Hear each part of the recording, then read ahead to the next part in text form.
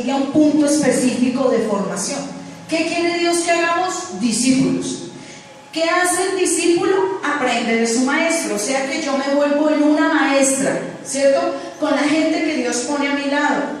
¿Qué hace una maestra o una profesora? Dígame alguien, ¿cuál es el papel de un maestro? Acompaña. ¿Acompaña? Enseña. ¿Qué más? ¿Enseña? Guía. ¿Perdón? Orienta. Orienta. ¿Qué más? Reprende. ¿Perdón? Reprende. Reprende, corrige. Corrige, sí, está A mí bien. me daban duro. Le gusta reprender. Entonces, eso hace un maestro. O sea que si usted conoce a alguien, usted le empieza a hablar de Jesús, pero usted simplemente le dice, Jesús te ama y tiene un gran propósito contigo. ¿Quiere hacer la oración de fe? Y la persona, pues con tal de quitarte de encima, sí, dígame, yo le repito, yo cualquier cosa con tal de que no me moleste más, ay, otra alma más para el Señor, ¿sí? No. Pero si yo cojo la persona y hago el papel de maestra, ¿qué hace una maestra con los niñitos chiquitos? Ellos llegan y miran por primera vez a su profe el primer día y la miran como bicho raro y todos son como parados en la esquina y la profe vengan y ellos como, ¿quién será ella? O sea, es difícil adaptarse hasta que ella se gane la confianza, ¿cierto? Y empieza a enseñarles, a guiarlos, a orientarlos, a amarlos. Una profesora con los 20 chinitos que le llega el primer día no va a decir, ¡ay, tan rico, los amo! ¿Sí? Ay, Dios mío, yo no sirvo para profe. Yo no podría. Los amo a todos los niños, pero yo para cuidar niños soy negada. Lo hice con mis 3 hijos obligada. O sea, Dios me obligó, pero del resto. Entonces es difícil. Tú tienes que empezar a amarlos y ganarte la confianza. Y vas a empezar a ser discípulos. Es lo que tú haces. Gánate, haz discípulos y forma en la palabra tu gente. Forma en la palabra y ahí puedes decir, no importa que sea uno, pero tienes uno. Ese uno bien formado, ¿qué va a hacer? Formar a otros. Que ese otro puede ganar 100. Tú no sabes si él tenga tanto talento que diga, no, yo puedo formar 100. Y va a ser así, y tú solo puedes formar uno, ¿ok? Pero forma uno, forma 2, pero forma discípulos para que aprendan a servir. ¿Sabe por qué? ¿Por qué sirves?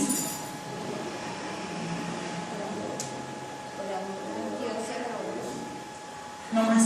Sí, bueno, sí, Valeria, perdón. Sí, por Valeria. No, gracias. Por amor. Pero hay algo más. ¿Saben por qué yo sirvo? Claro, por amor, porque Dios me amó primero, me llamó. Pero sirvo porque hubo alguien que día a día tuvo paciencia conmigo.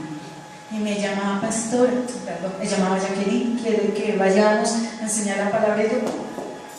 ¿Qué hago? ¿Qué le digo? Que estoy ocupada, que no voy al médico, que tengo una cita, que ¿qué le hago? A mí no me gustaba, no era fácil para mí. Todos los días, o 2, 3, para mí era todos los días, pero no era fácil. Y no era buena en tener gente en mi casa. Sí, bueno, venga. Y bueno, como jartera, y después de que comenzaba la palabra a hacer en mi corazón lo que tenía que hacer, ay, tan bonita la clase de hoy, yo le decía a mi esposo, muy bonito.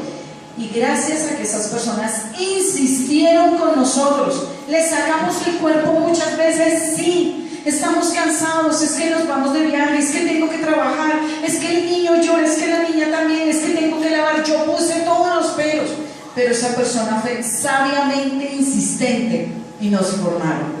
De ahí yo dije, quiero hacer lo mismo. Y quiero servirle a Dios, por eso le sirvo, porque Él me amó, porque soy discípula de Él primero, pero alguien tuvo cuidado de mí. ¿Lo podemos hacer? Esta enseñanza tiene 12 puntos, yo solo voy a tratar hoy 6, porque el Señor me dijo que trabajara en uno específico hoy, pero he tenido una lucha esta semana porque venían 3 enseñanzas, o sea, 3 necesidades que Dios me ha mostrado de la iglesia. Y yo le decía, ¿cuál de las 3 doy? Pero voy a dar 2 prácticamente y el otro domingo la otra con el permiso predicar, me tomo el domingo. Una pregunta, ¿quién es el que sirve? ¿Quién sirve? ¿Quién es la persona que sirve? ¿Quién sirve o por qué sirve? Ya esa es la pregunta, ¿por qué sirve? ¿Por qué te gustaría servir? ¿O tú por qué sirves? ¿Tú sirves? ¿Tú crees que sirves a la obra? ¿Por qué? Porque lo amo. Porque el Señor. Porque doy a conocer la verdad. ¿Daisy? Porque doy a conocer la verdad. Porque Bueno, le causa satisfacción. eso, también muy, Fanny. Porque el Señor nos enseñó, Él vino a servirnos y Él nos enseñó eso de que Él no quería que lo sirvieran, sino Él venía a servirnos y eso fue lo que nos enseñó y lo hacemos por amor a Él y a la obra, porque es la obra de Dios. Jason, ¿por qué sirve? ¿Tú sirves? Yo no sirvo para nada. No, sí, pues, ¿Por qué? no sé, me nace. Yo sé que me falta mucha más disposición, pero me gusta, me agrada hacerlo. Ok. Quisiera hacerlo en otras formas, pero toca ir creciendo primero. Pero te aguantan las ganas. ¿Cómo? No, no me las aguanto. Las ganas de servir más, pero te aguantan. No, las no, ganas. no, no, no es que me las aguante, es que a ratos no puedo, me falta prepararme más, todo eso, Ok, pero ahí tienes un discípulo para formar. no quiero. No necesitas ser formado. Él tiene quien sirva, Él quiere servir, Él quiere servir. Dale, dice, ay, pero yo necesito más. ¿Por qué sirve Ruth? ¿Tú sirves? Ok, ¿por qué sirves? Están golpeando. Porque Él me amó primero y el Señor, o sea, Él dice, mis ovejas oyen mi voz y me siguen. Y si yo oí la voz del Señor, tengo que seguirlo. Y en eso está que debo servir. Dice que el que sirve es más grande, ¿no? Porque el que ser servido. Yo hice una pregunta que parece ilógica. Bueno, ¿quién sirve y qué es servir? Entonces, ahorita hablamos entonces qué es servir. Para saber si sí estamos sirviendo. ¿Por qué sirve, Jenny? Porque es como, pues en mi caso, digamos, es como un llamado que le hace a él, a uno. Y uno así como que no, pero... No quiere, ¿no? Sí, a veces. Pero el no. Señor o sirve No, o sirve. o O sirve, sirve. Por Por pasión. El que sirve es el que cree. ¿Ustedes han creído? Amén. Por eso sirve. El que es discípulo comienza a servir, porque ha sido enseñado y comienza a ver esta pasión y ese deseo en servir. Debe ser discípulo de alguien, discípulo de un maestro o discípulo de una iglesia, o mejor, el discípulo de Cristo. ¿Es discípulo de Cristo? Por eso sirve. Porque amo, ustedes lo han dicho, porque amo, porque Él me amó. Aunque me dijeron más que por amor, pero no entendí ese amor, ¿por amor de Dios a ustedes o por amor de ustedes a Dios?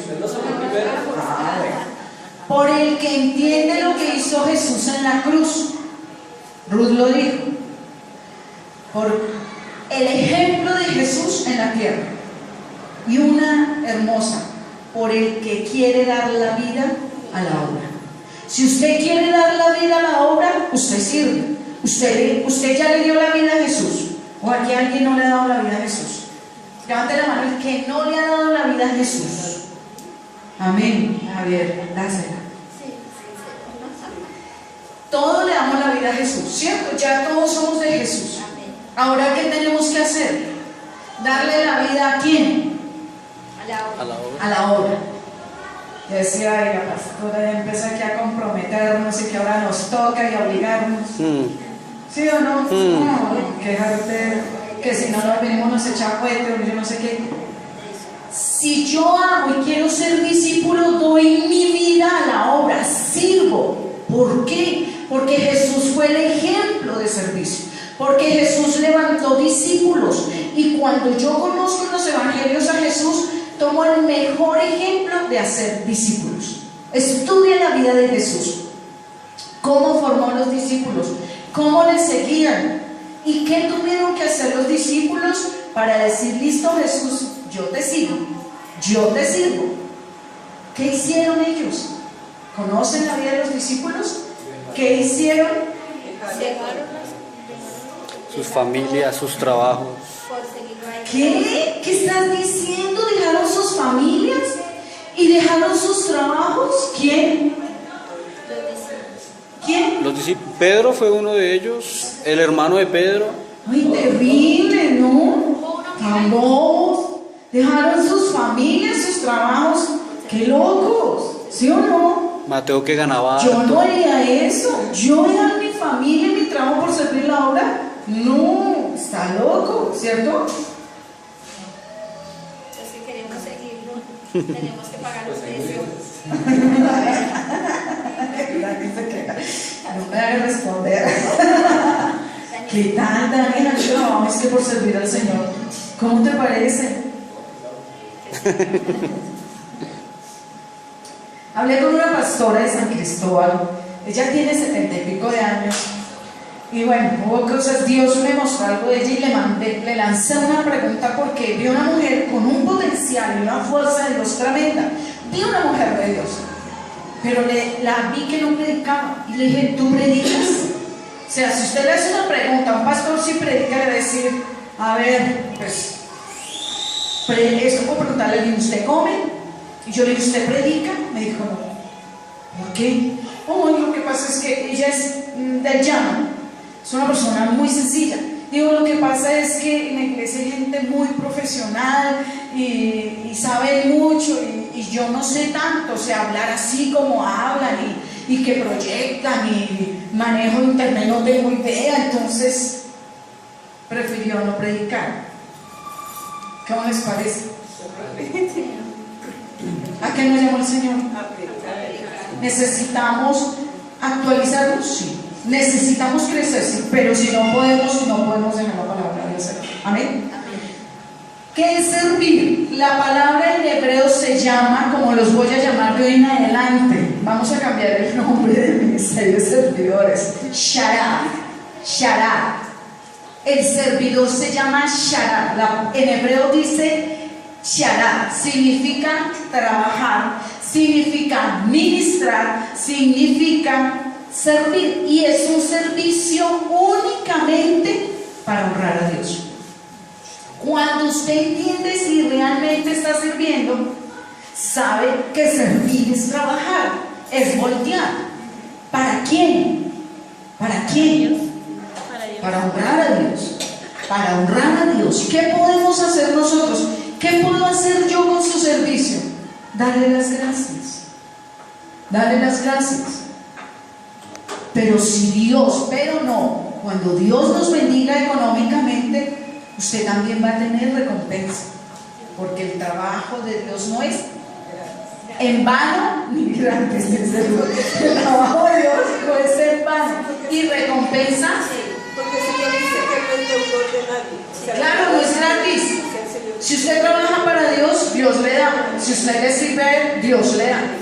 La tribu de Leví le sirvió a Aarón. ¿Ustedes saben quién es Aarón? El hermano de Moisés. Dios le dijo a Moisés, llama a la tribu de Leví, colócalos al frente de Aarón para que ellos le sirvan a Aarón. Y le servían a Aarón, honrando a Dios. Samuel servía a Dios cuando fue llamado. Él servía, dice que con el sacerdote, en el templo con el sacerdote, él servía a Dios. Eliseo, ¿a quién le sirvió? A Elías. A Elías. ¿Están de acuerdo? ¿Saben quién es Eliseo? Elías no saben. Eliseo le servía a Elías.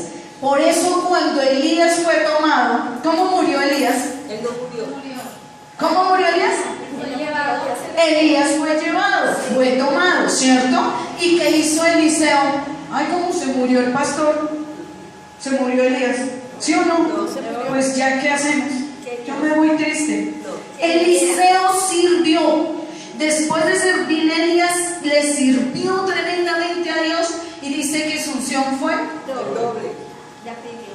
cosa tremenda lo que viene para vos, Padre. Obviamente. Abisag le sirvió a David. Y en Génesis capítulo 2, versículo 5, por primera vez se utiliza esa palabra. Lean el versículo. Génesis 2, 5. Bueno, no, yo se la leo porque estoy aquí en enredo, pero usted la va a leer. me va a ayudar. Génesis 2:5, ¿qué dice? Y toda planta del campo antes de que fuese en la tierra, toda hierba del campo antes de que naciese, porque Jehová Dios aún no había hecho sobre la tierra, ni había hambre para que la Hombre. ¿Había hambre? Y había hombre. Y había No había quien sirviera para trabajar la tierra. No había. Desde Génesis, Dios empezó a necesitar un servidor, un discípulo. Y cuando hizo al hombre, le dio esta función. ¿Qué le dijo? Que trabajara la tierra. ¿Cierto que sí? Le dijo que trabajara la tierra. Y desde ahí el hombre empezó a funcionar como un servidor para Dios. Por eso nosotros debemos de trabajar en función de servir. Ya estamos haciendo humanamente lo que nos corresponde. El que es padre, trabaja, ¿cierto? Trabaja, trae sustento a su casa. Ahora las mamás también nos toca trabajar y traer el sustento a nuestra casa sin ser nosotros superior a nuestro querido esposo. ¿Cierto que sí? O pero mira, que los domingos los va a coger por ese lado. Entonces, tenemos también otra función y otro trabajo en donde a la iglesia que pertenecemos, servimos, trabajamos y hacemos discípulos, porque eso lo estableció el Señor desde Génesis. Vamos a mirar el primer punto. El discípulo siempre debe vivir bajo el señorío de Cristo. Entonces, Dani me va a buscar Lucas 6:46. Cindy me va a buscar 1 Corintios 3:11. Daisy, Mateo 20:8. Jenny, Lucas 19:39. El discípulo siempre debe vivir bajo el señorío de Cristo. Señor, ¿quién es Señor? ¿Por qué Señor? ¿Qué entienden ustedes como Señor? ¿Qué significa Señor? ¿Qué más significa Señor?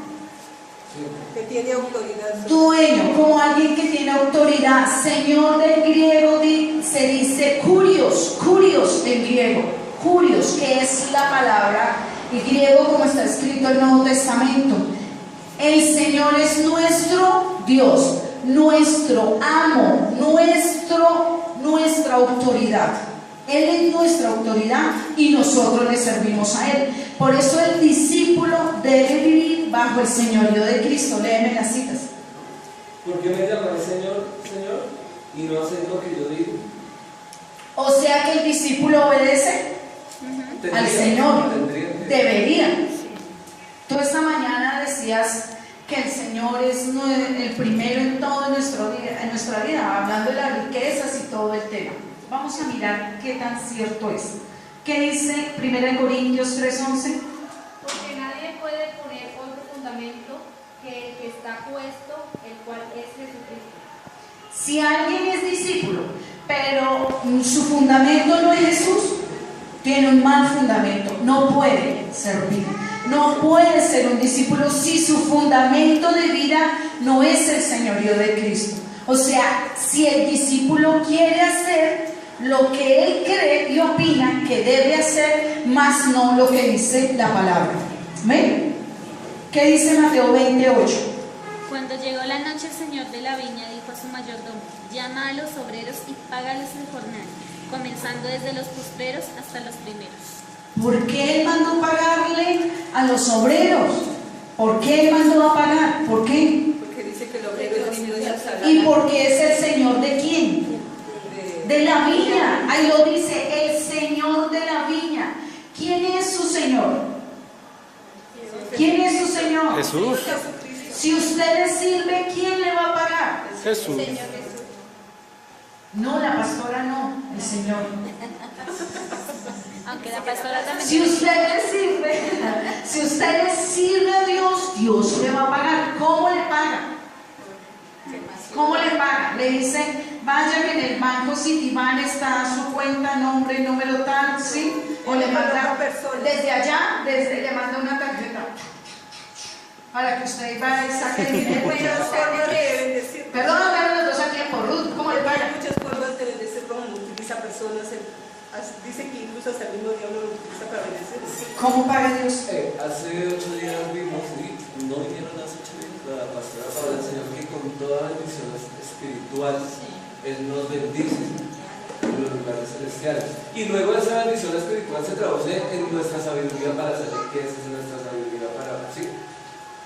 Y aún, y mira, y aún paga, qué pena, y aún paga económicamente nuestro servicio, aún paga económicamente, porque Él no es deudor de nadie, por eso es el Señor de la viña, o sea que nosotros somos del viñedo de Dios, y Él nos paga a nosotros con vida, nos da salud.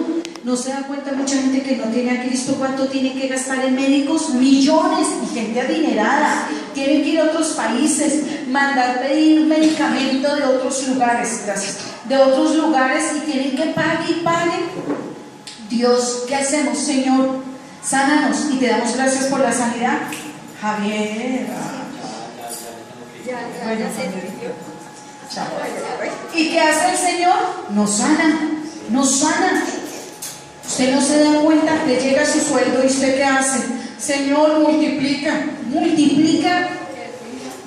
Quisiéramos que nos llegara así el sueldo, que los billetes los cogiéramos así, para hacer, contarlos, pero nos toca así, ¿cierto? Pero le decimos, Señor.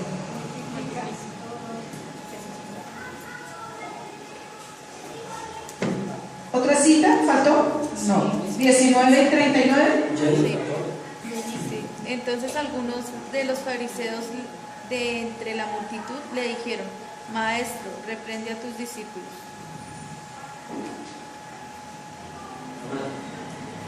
Maestro, reprende. ¿Qué entendieron? ¿Será que esa cita corresponde a él? No corresponde, ¿cierto? ¿Cómo dice? Sí. Bueno, entonces algunos de los fariseos de entre la multitud le dijeron: Maestro, reprende a tus discípulos. ¿Será que pertenece al tema? Bueno, sí. No, la gente identificaba que ellos eran discípulos de Jesús.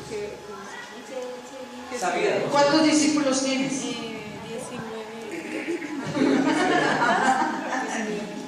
¿Cuántos discípulos tienes? ¿No te conocen? ¿No te conocen tus discípulos? Todos no están, pero sé que tiene ahorita 2. ¿Pero te conocen? Me conocen. ¿Son tuyos? ¿Porque tú los discipulas? No los estoy discipulando. ¿Me está entendiendo para dónde voy? ¿Me está entendiendo lo que tenemos que hacer? Yo tengo que tener discípulos. Jesús tenía discípulos. Señor, reprende a tus discípulos. No le dijeron, Señor, mire, reprende a sus discípulos. Recuerde que el discípulo aprende de su maestro. Es el que es guiado por alguien, de alguien. Tú tienes que tener discípulos. O sea, no, nosotros. ¿Ustedes dos tienen discípulos? Piensa la pregunta. ¿Tienen discípulos? Esos discípulos no escuchan. Eso, por fin, ¿quién lo dijo? Ruth.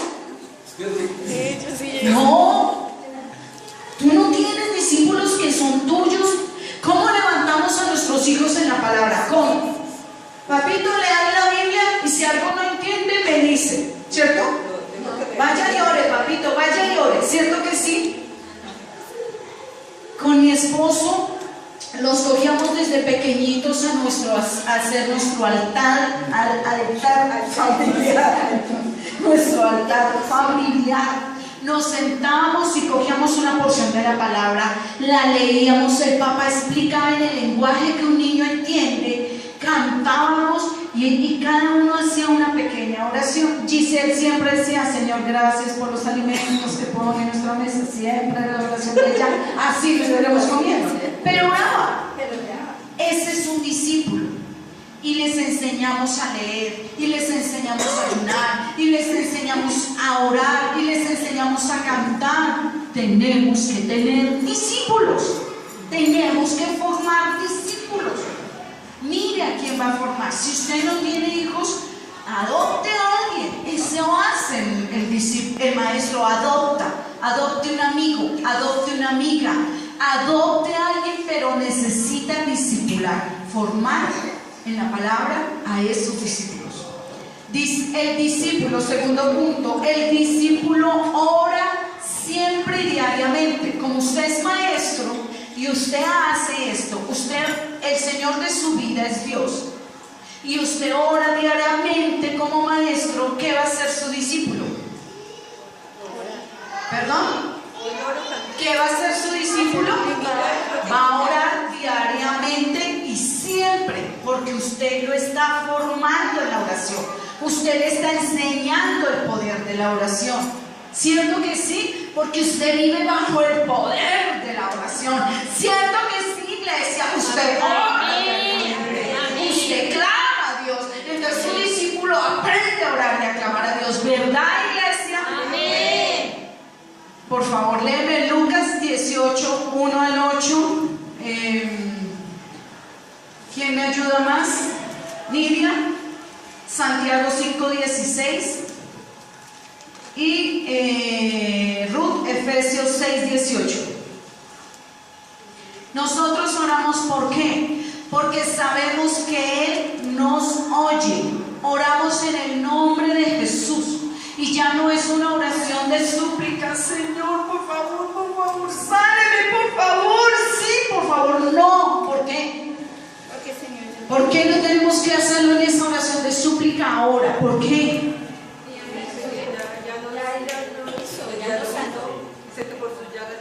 Porque Él ya nos sanó, porque Él ya nos bendijo con toda bendición en los lugares celestiales en Cristo Jesús. Jesús ya nos sanó. ¿Qué tengo que hacer? Echar ese espíritu de enfermedad en mi cuerpo, creer que Dios me sanó por medio de Jesús y declararme sana en el poder de la palabra. Ya no tiene que ser una oración suplicante. Yo tengo que enseñarle a mi discípulo a creer en la palabra, a basarse en la palabra y a vivir su vida de fe en la palabra. ¿Qué dicen las citas? Lucas 18:1. ¿Sí? 18:1. ¿Sí? También le refirió Jesús una parábola sobre la necesidad de orar siempre y no desmayar, diciendo: había en una ciudad un juez que ni temía a Dios ni respetaba a hombre. Había también en aquella ciudad una viuda, la cual venía a él diciendo: hazme justicia de mi adversario. Y él no quiso por algún tiempo, pero después de esto dijo dentro de sí: aunque ni temo a Dios, ni tengo respeto a hombre, sin embargo, porque esa viuda me es molesta, le haré justicia, no sea que viviendo de continuo me agote la paciencia. Y dijo el Señor: oíd lo que dijo el juez injusto. ¿Y acaso Dios no hará justicia a sus escogidos que claman a Él día y noche?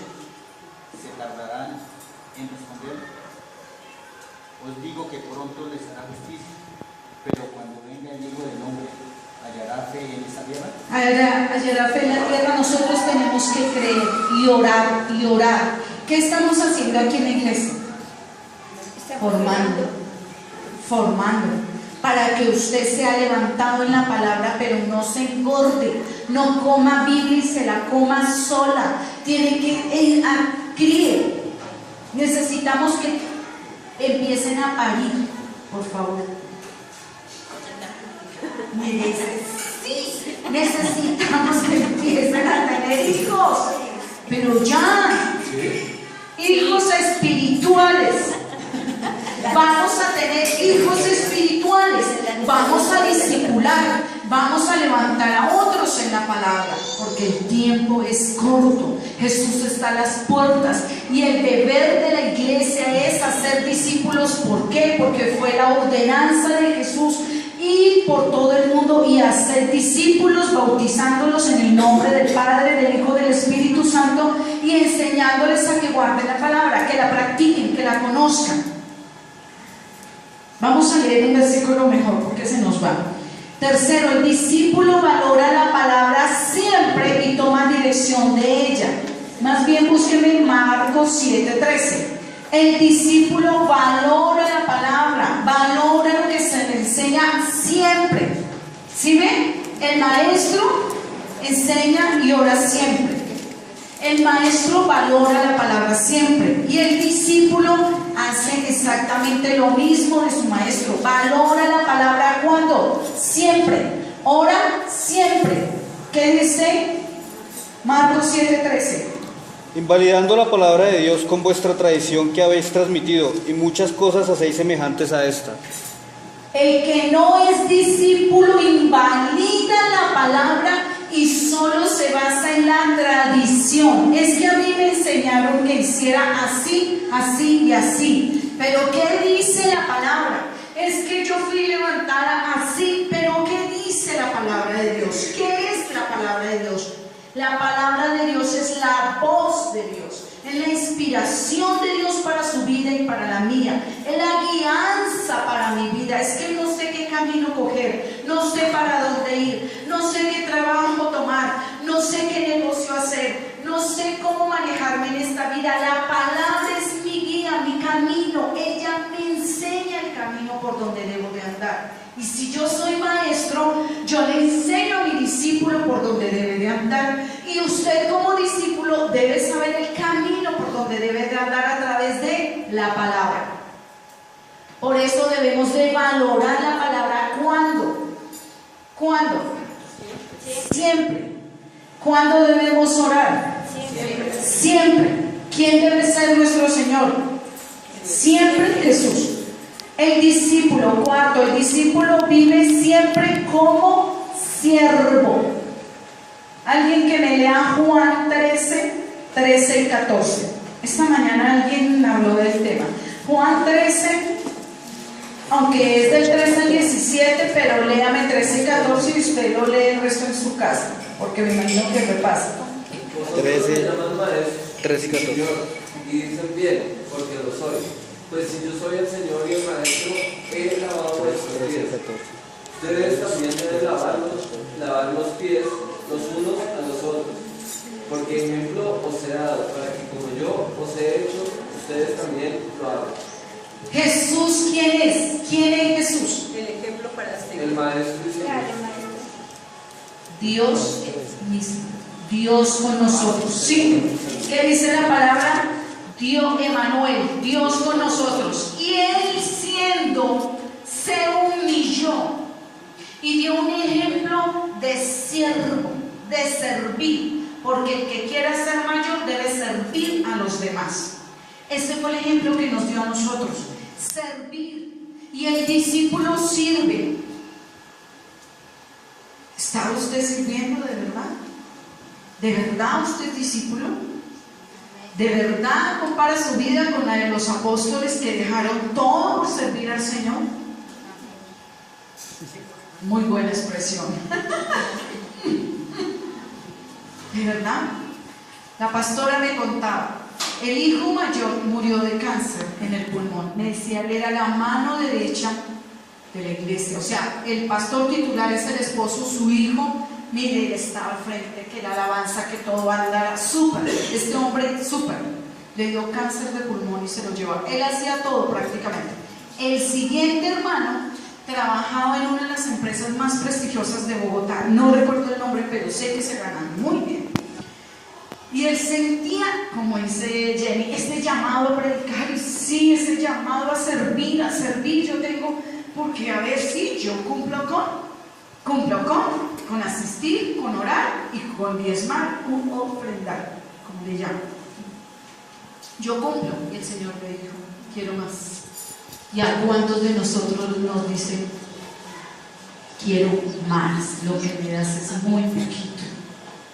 Quiero más, necesito más. ¿Usted no siente como algo le está chuzando por ahí la silla? ¿No siente chuzones en la cola a veces? Ahí sentado, ¿no? Quiero más, necesito más. Se murió el hermano. Y él dijo, el papá le decía, hijo, él dijo, papá, yo aquí gano el sueldo, buen sueldo. ¿Cómo pago mi apartamento, el carro? Mis niños están en el mejor colegio de Bogotá. Y él le dijo, hijo, no es mi problema, es tu Dios. Pues renunció a trabajar semejante sueldo y ahora es uno de los pastores de la iglesia y Dios le dio para pagar su apartamento, su carro y sus hijos. No los ha sacado del mejor colegio, porque es que papá paga bien al que le sirve. Papá es bueno, él es el dueño de todas las empresas de Bogotá, él es el dueño del oro y de la plata, y al que le sirve a Dios, Dios le da. ¿Lo cree? Amén. ¿Está sirviendo a Dios usted? Bueno, quinto, el discípulo practica el dar. Y me voy a tener aquí. Ay, pastora, se me dio la predica. El discípulo aprende a dar. Yo hice un diplomado, se llama Conceptos Financieros Crow. El Señor me ha venido hablando y me dice, el discípulo no solo cree, no solo sirve, sino el discípulo debe ser un hombre que sepa manejar sus finanzas. Porque el discípulo debe ser formado en todas las áreas. El discípulo debe aprender a manejar su dinero, debe aprender a manejar lo que yo le doy. Yo le pregunto algo. ¿Quién de aquí diezma? Tranquilo. No voy a preguntar cuánto. Ustedes diezman. O sea, diezmo es ¿qué? ¿Qué es el diezmo? El 10% de sus ingresos. Es lo que se conoce y lo que nos han enseñado. ¿Por qué diezmamos? A ver, que es que la pastora sí la monta pidiendo el diezmo. ¿Por qué diezman? Porque es un deber como cristiano, o sea, yo lo hago porque sé que es un deber, no es porque la palabra lo dice. Y porque la palabra lo dice, o sea, queremos. Igual el Señor dice, y probadme ahora, o sea, si uno Malaquías 3:10, Malaquías 3:10. Pero este es el Antiguo Testamento. Y Jesús que les dijo, ustedes diezman. O sea, yo no les vengo aquí a hablar del diezmo. Ustedes ya saben lo que tienen que hacer, ustedes diezman. Y lo otro, y su vida espiritual, ¿qué sacan con diezmar y su vida espiritual? ¿Qué? Eso les dijo Jesús. Si ustedes me dicen que diezman, ¿cierto? Del 100% de sus ingresos, ustedes diezman el 10%. ¿Qué pasa con el 90% restante? ¿Qué hacen? ¿De quién es? ¿De quién es ese 90% restante? Si usted Dios le da 10 manzanas, usted le da una a la obra, ¿y las otras manzanas de quién son? Para repartirlas. De una manzana a la señora la arriendo, una manzana al señor de Codensa. Diga la palabra que está pensando. ¿Qué hace con su 90%? Lo que se me dé la gana. Es bíblico, ¿cierto? ¿Cierto que es bíblico? El Señor dijo que cumpliéramos con el 10% y con el 90% hiciéramos lo que se nos dé la gana. ¿Cierto que sí? ¿No? Entonces,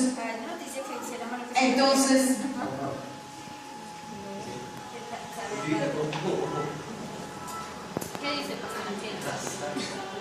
vaya conmigo a Gálatas 6 al 7.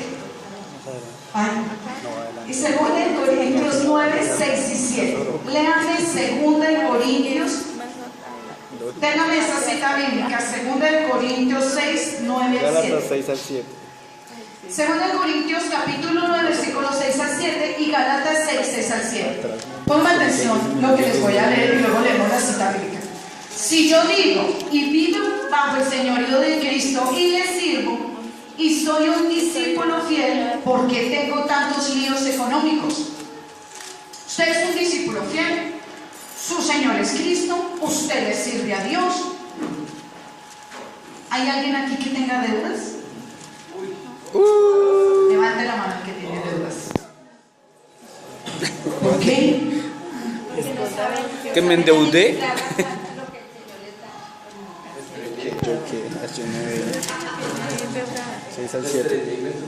¿Será que tengo desorden financiero? Perdón, tengo deudas y estoy bien financieramente.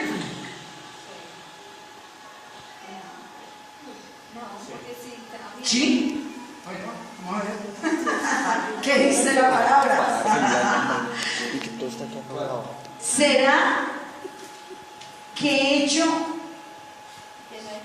no he hecho el acto de transferencia? ¿Qué es eso?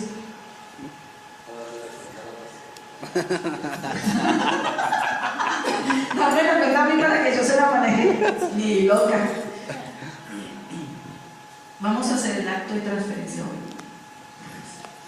¿Será que desconozco los principios bíblicos para ser un buen administrador de los recursos que no son míos, que son suyos, pero que Él me entrega? ¿Qué es lo que dijeron del 90%? ¿De qué? ¿De quién es el 90% suyo? De la señora del arriendo. Del colegio, de la alimentación, de todo. Se cumple con su diezmo. Y si yo le pregunto, ¿y qué hiciste esa quincena con la plata que te quedó? ¿Qué? ¿Se va a ver? Usted me hace decir de pronto, a ver, perdón, reservas del sumario. La parte de Dios. Ay, la cita bíblica, la cita. ¿Ya? ¿Quién encontró 2 Corintios 9:6 a 7? Bueno, pues que no sé quién quita. Vamos a jugar en la palabra. Pero esto digo, el que siembra escasamente también segará escasamente, el que siembra generosamente también segará. Cada uno de ellos lo puso en su corazón, no con tristeza ni con necesidad, porque Dios ama al dador alegre. Usted lo debe tener muy claro, no demostrar con tristeza, sino con alegría. Lo que usted propuso en su corazón, con Dios da. No con escasez, sino en abundancia. Y Gálatas 6:7, ¿qué dice? Yo pensé que la tenían lista. Yo doy las citas y le tienen listas las citas, por favor. Siempre que es enseñado en la palabra, haga partícipe de toda cosa buena al que nos instruye. No se engañéis. No os engañéis. Dios no puede ser burlado, pues todo lo que el hombre sembrare, eso cosechará. El que es enseñado en la palabra, haga partícipe al que lo enseña de toda cosa buena, no solamente de dinero. Estamos hablando de un discípulo que conoce el valor de dar. Si usted quiere, puede invitar a su maestro a tomarse un jugo de mandarina en la esquina. Le quiero invitar a tomarse un jugo de mandarina. A su maestro, al que le enseña la palabra. Lo que usted quiera hacer con ellos con esas personas es un aprender a dar, porque el discípulo debe aprender a dar. Si yo tengo mis discípulos y los estoy discipulando, yo debo de darles a ellos. Venga, vamos a enseñar la palabra, pero yo hoy, por decir, yo les gasto el chocolate, el pan, qué sé yo les doy. Yo tengo que enseñarles a dar a ellos, para que ellos hagan lo mismo con sus discípulos. Yo tengo que enseñarles el valor de dar, porque no os engañéis, Dios no puede ser burlado. Todo, no algunas cosas, todo lo que el hombre siembra, eso recogerá. Si usted siembra dinero, ¿qué recoge? Yo no lo estoy diciendo, la Biblia dice, Dios no puede ser burlado. Si usted lo ha dicho, si usted siembra amor, recoge. Si usted siembra la palabra, va a recoger cantidad de discípulos que va a catapultar a las naciones. Necesitamos sembradores en la palabra. La parte de Dios en este tema. ¿Cuál es la parte de Dios? El Señor no diseñó al hombre para que lleve el yugo de sus responsabilidades. Usted sabe que Dios no diseñó al hombre para que, Señor, tengo que pagar la cuota de la casa, Señor, la cuota del carro, Señor, tengo que pagar esto, el colegio de los niños, la comida, y cuando ya llega hasta en el piso y dice, no puedo más. ¿Usted no se siente así? ¿Usted no se siente que está llevando toda la carga económica? ¿O no? ¿Usted se siente así? ¿Por qué? Porque no conoce el principio bíblico. Dios no lo diseñó a usted ni a mí para llevar la carga económica. ¿Sabe que yo llevaba la carga económica? ¿Sabe que todo? Hasta que entendí, Señor Dios mío, el arriendo de la iglesia, que el arriendo del apartamento, que para la comida, que para los servicios. Uy, ¿qué pasó? Y el Señor, eso, síguese cargando. Yo no diseñé al hombre, dice Dios, para que lleve la carga económica. No, la carga económica es de Él. Él es el dueño de todos los recursos que usted le da a usted y a mí. Sí, pero Él no pone la cara cuando tenemos que pagar el arriendo, ¿cierto? Él no pone la cara cuando nos toca ir al colegio. Le voy a enseñar que sí. Lo que pasa es que nosotros mismos le quitamos la carga a Dios. Señor, no, yo soy irresponsable. ¿Quién? Si yo no, por ahí me he dicho que eso rueda y popula en el ambiente. Si yo no trabajo, ¿quién más? Olvídalo. Si yo no trabajo, ¿quién más? Y si yo no trabajo, ¿quién da para comer en esta casa? ¿Sí o no? Repítalo. Es que si yo no trabajo, ¿quién da? Sí, es un punto bíblico. Piense por un momento si esas palabras y frases que usted dice son principios bíblicos para ser usted un buen administrador de los recursos económicos. Dios ha asumido la carga de ser dueño de todo, de tener el control, de ser el proveedor y de disponer todas las posesiones. Nuestro problema es creer que Dios nada tiene que ver con las finanzas y nosotros. O sea, las finanzas son unas cosas, es un tema, y nosotros es otro tema para Dios. Y por el concepto de un Dios invisible, entonces pensamos, en ese tema no nos preocupamos, o Dios no se preocupa porque como no vemos a Dios, Dios que sabe lo que yo debo, lo que tengo que pagar, ¿cierto? Léalo, por favor, necesito que encuentre esta cita bíblica, 1 Corintios 29, 11 al 2, primer libro de Crónicas, riquezas, a quien coloca sobre todas las cosas económicas, porque de Él procede las riquezas, Él es el dueño absoluto. Pero cuando yo digo que yo soy el dueño de los recursos que tengo, Dios dice, listo, pues manéjalos tú, manéjalos a tu criterio. Pero cuando yo le digo, Señor, lo que tengo no es mío, es tuyo, enséñame a ser un buen administrador, enséñame a saber qué hago con estas 9 manzanas. Yo ya cumplí en la iglesia con el 10, con una manzana. Estas 9 manzanas yo no puedo hacer lo que se me dé la gana. No es mío ese dinero. Nos enseñaron, tranquilo hermano, usted encárguese, haga el 10% y lo demás haga lo que quiera. Si se lo quiere, a mí me enseñaron así, si se lo quiere comer, el morcillo es cómaselo. Pues mentiroso el que me enseñó eso, no es bíblico.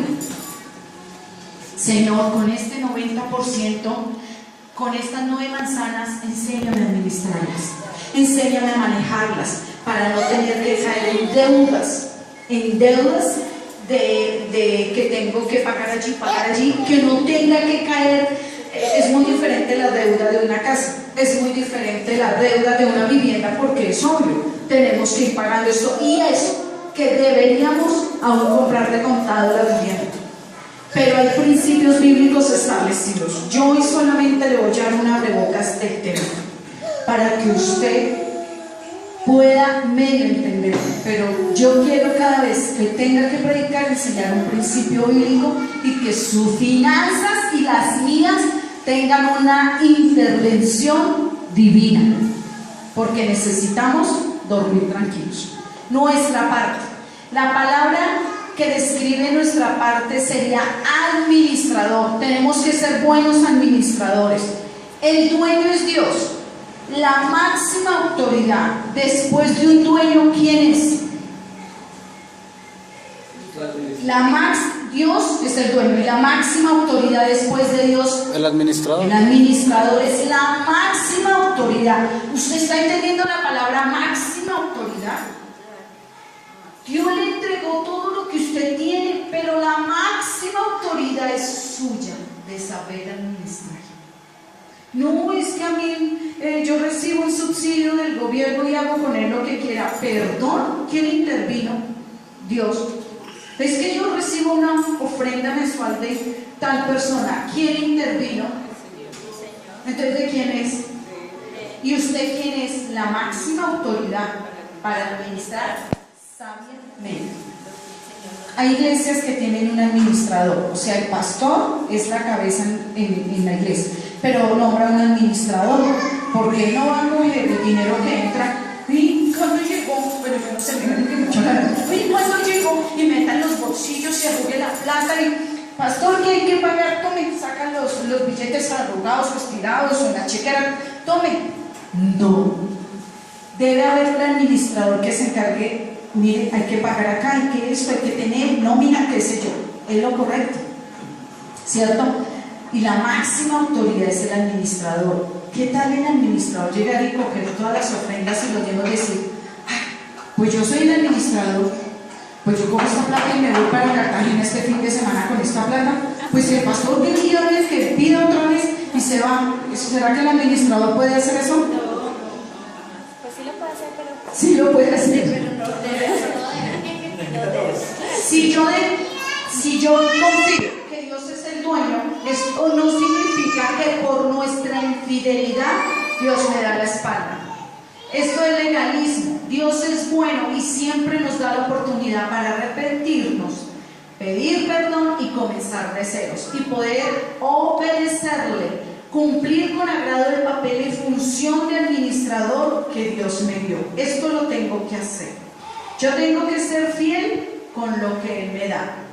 Y tengo beneficios. Puedo gastar con sabiduría. Puedo buscar consejo. Debo practicar la honestidad. Debo vivir eternamente. Aquí comienza esto y tiene que ver con la vida espiritual. Debo evitar las deudas. Debo dar con generosidad. Debo trabajar duro, pero debo de ahorrar consistentemente. Y si yo hago esto, tengo unos beneficios de parte de Dios impresionantes. Y uno de ellos, el desarrollo de mi carácter. Usted sabe que como esté mi vida espiritual, yo manejo mi dinero. Usted sabe que lo que yo, como tengo en orden mi vida espiritual, tengo en orden mis finanzas, porque yo debo honrar a Dios con mis finanzas, porque yo debo entrar a la presencia de Dios con libertad espiritual, porque yo no puedo tener comunión con Dios. Sí, papito Dios, ay, no pagues. Ay, papito Dios, yo te amo. Ay, Dios mío.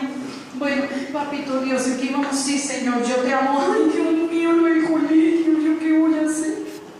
¿Hay comunión? No hay comunión. No puedo tener comunión porque mi corazón está cargado. Pero si yo sé que Él es el dueño, pero yo sé que Él me va, Señor, estoy trabajando y duramente, estoy sirviendo y duramente, estoy administrando sabiamente. El administrador no le dice al pastor, estoy preocupado, pastor, no, es que la plata. No, oramos, hermano, esto es del Señor. Dios da, listo, lo que hay lo distribuyo. Tin, tin, tin. Es lo que Dios mandó. Que no hay Dios. Dios sabe. Usted puede hacer una transferencia de lo que tiene a Dios. Lo que pasa es que usted sea dueño de sus recursos. ¿Usted sabe lo que Él quiere con su casa? ¿Es capaz? ¿Usted sabe lo que yo le estoy hablando? No, está diciendo No, sí. O sea, Sí. que todo lo que tenemos es en función de Dios. Que en la casa que tenemos, por ejemplo, la gente que vaya a visitarnos sea para hablarles de Jesús. ¿Sí? ¿No? ¿Me toca ver la parte? No. Sí, pero significa que ese apartamento y esa casa no es de ustedes, es de Dios. Y Él dispone. Usted solo la ministra, no es suya, no es. Entonces, ¿quién va a pagar la cuota de su casa? Dios. ¿De verdad? ¿Quién va a pagar la cuota de la casa? ¿Quién va a pagar la cuota del apartamento, Dani? Pues yo tengo que administrar Los recursos que Dios le da. Dani, ¿de quién es tu apartamento? de Dios. ¿Quién va a pagar la cuota? Dios hace la transferencia y yo administro los recursos. Dios da la plata para que se pague. Entonces, ¿por qué nos cargamos tanto por esa plata? ¿Por qué no podemos dormir? Tengo que ser un fiel administrador. ¿Lo somos? o estamos haciendo con el 90% lo que se nos dé la gana. Señor, ayúdame y enséñame. Yo aprendí principios bíblicos para manejar el dinero con sabiduría. Llevo 4 meses sola, sin esposo, sin trabajo, y hasta el día de hoy Dios no me ha dejado sin comer, sin vestir. Me ha sorprendido y no debo dinero. Yo le dije: Señor, mi vida es tuya, la iglesia es tuya. Esto aquí se paga. Si tú quieres que esto siga adelante, tú harás el dinero. Si no, no hay dinero. Él es el dueño de la obra, Él es el dueño de donde yo vivo. Y descansé y pude dormir. Pero yo tengo que ser sabia con las 90 monedas que me llegan. Si me llegan monedas, tengo que ser sabia. Tengo que aprender a manejar con principios bíblicos el dinero y hacer una transferencia. Hay hojas, sácame una hoja, pásame unas hojas a mí, para terminar. Esta hoja que usted tiene, no me la da a mí. Usted va a escribir todo lo que tiene en esa hoja. Eche cabeza. Como no le pase lo de Cindy, que se le olvide cuántos discípulos tiene. Echa cabeza. No tengo sino la ropa. Echa cabeza. ¿Qué cosas tienes que Dios te ha dado? Y vas a escribirlas. Tu sueldo, tu trabajo, los electrodomésticos, si tiene carro, todo lo que tenga es dado por Dios. Nada es suyo. Nada es suyo, no lo olvide.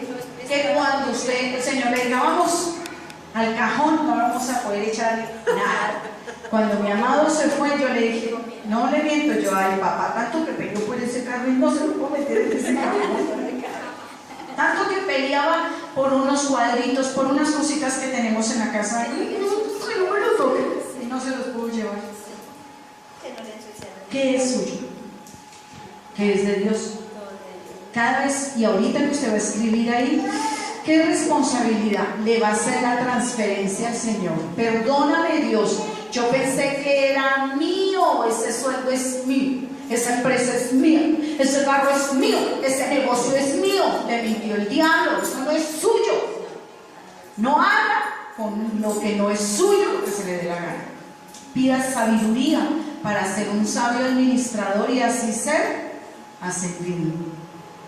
Y va a usted ser bendecido, porque Dios ya lo hizo, Jesús lo hizo en la cruz. Pasan las hojas.